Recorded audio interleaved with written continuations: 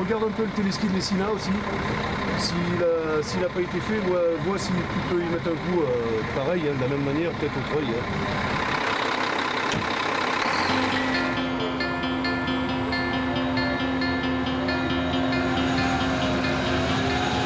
3h du matin, les premiers levés sont toujours les dameurs. 6 dameurs au volant de leur machine de près de 500 chevaux s'élancent sur les pistes pour les fraiser et les damer.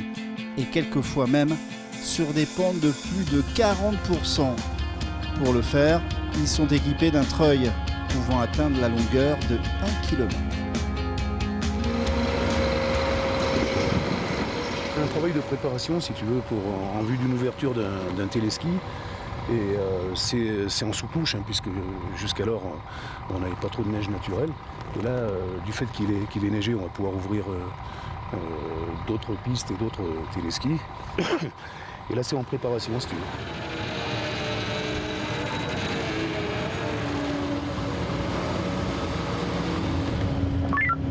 Valentin, je me suis attelé sur le dévers. Leur rôle aussi, peut-être le moins connu, est celui de repérer les sites où des PIDA auront lieu au lever du jour, des plans d'intervention et déclenchement d'avalanche. Ici, à 2500 mètres d'altitude, sur le chemin des crêtes, Luc Villa vient vérifier la faisabilité de l'opération. Avant que les pisteurs viennent pour déclencher, tu vois, là on est en phase d'un point de tir justement, on va ouvrir les chemins d'accès pour qu'eux puissent en toute sécurité venir poser leur charge aux endroits, à des endroits bien précis qui sont définis, même l'été, où on vient poser ces fameux points de tir. Et nous, notre travail est aussi de faire en sorte que pour eux, ça soit en toute sécurité. Dessous, il y a un chemin d'accès à d'autres pistes. Et ce chemin-là, c'est obligatoire de le sécuriser, quoi. Donc à partir de là, il y a 6 points de tir sur cette crête. Les pisteurs vont déposer des charges à ces fameux points de tir, et ce qui va purger la pente.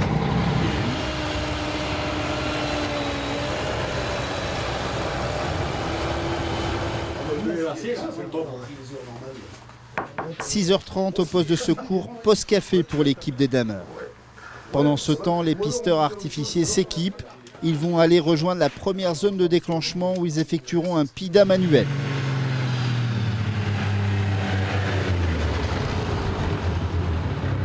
Au niveau donc du télésiège de la maille, c'est exploitable.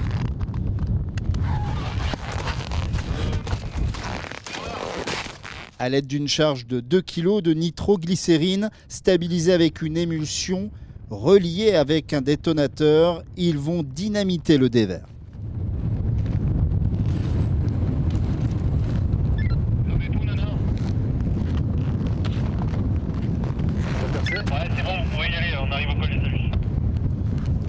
C'est quasiment manuel, voilà, on amorce une charge explosive avec un détonateur qu'on jette dans la pente et on va déclencher comme ça une avalanche ou pas selon les conditions.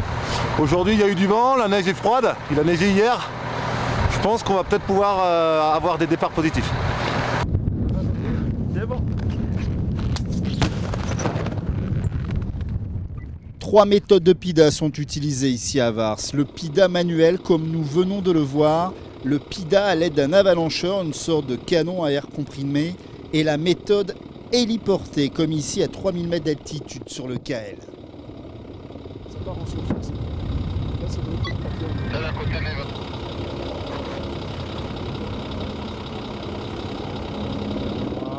6 coulées impressionnantes de 150 mètres de long auront lieu et montrent bien l'instabilité du manteau neigeux actuel.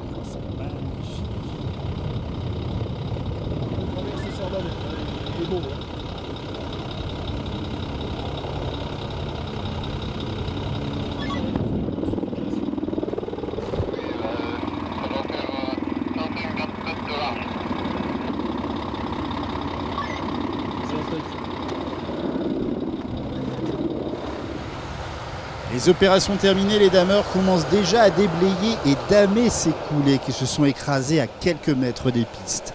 À l'arrivée du télésiège, les premiers skieurs de la journée peuvent voir l'étendue des coulées, histoire de réfléchir avant de prendre la piste. ça devient compliqué d'arriver à faire comprendre à notre clientèle lorsqu'on met un risque 4 que ce risque-là n'est pas forcément dû à une hauteur de neige. On a manqué de neige jusqu'à présent, on a des chutes qui sont arrivées, ça fait 1 semaine et demie qu'on a du mauvais temps, qu'on a des cumuls. Et donc aujourd'hui, des grands vents, on a eu beaucoup de vent. Et aujourd'hui, on voit, on a des plaques qui sont énormes un peu de partout. Et les gens n'arrivent pas à comprendre ce phénomène. Ils ne sont pas habitués à ça. Donc pour eux, il y a la poudreuse et il faut y aller. Plus d'une 50aine de pistes sont ouvertes et sécurisées sur Vars en ce moment. Le domaine skiable devrait être ouvert totalement d'ici quelques jours. Le risque d'avalanche est placé au niveau 4, réclamant, s'il faut encore le préciser, la plus grande prudence.